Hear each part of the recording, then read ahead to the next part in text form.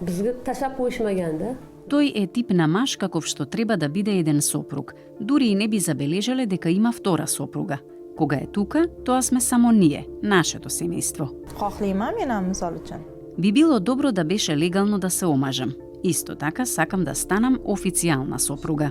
Баходир отворено живее со 2 жени 13 години и има 5 деца во Узбекистан. Сначала было самому трудно определить се с временем, определить се с финансом, с вниманием.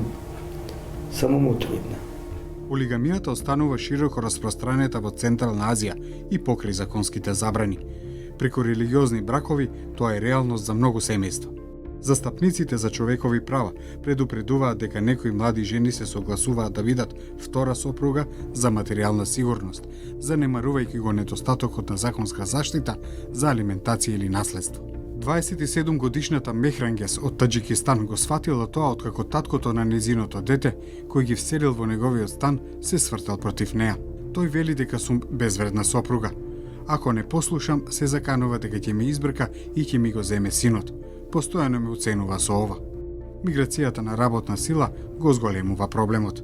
Tojikistonda uylanadi, 2-3 ta farzandi bor, xotinini, bolalarini tashab, ota uyiga yoki alohida tashab ketib borishadi. Natijada Децата понекогаш не се свесни за проширените семејства. 30 годишната Аружан од Казахстан го открила тоа во основно училиште. Таа останува цврсто против оваа практика. Мајка ми дознала и ни кажа, всушност тоа била незината најдобра пријателка. Татко ми живеел во 2 домаќинства. Тоа траело околу 12 години. Тој целосно ги издржувал двете семејства. Мајка ми немаше каде да оди.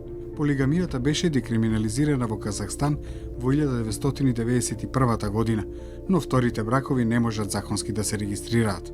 Во Киргистан, председателот неодамна го отварли предлогот на парламентот со кој ќе се укинеше забраната за полигамија, велејќи дека тоа ги крши правата на жените и децата.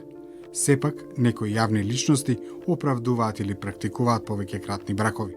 Експерт за родови прашања повикува несеопфатна реформа и вистинска заштита. Кривичното гонење треба да се насочи кон вистинска штета, принуда, насилство и измама со сериозни последици. Социолозите предупредуваат дека општествата во Централна Азија стануваат се попатриархални. За многу жени, согласувањето на било која форма на брак за создавање семејство често е единствениот начин за преживување и зачувување на општествениот статус.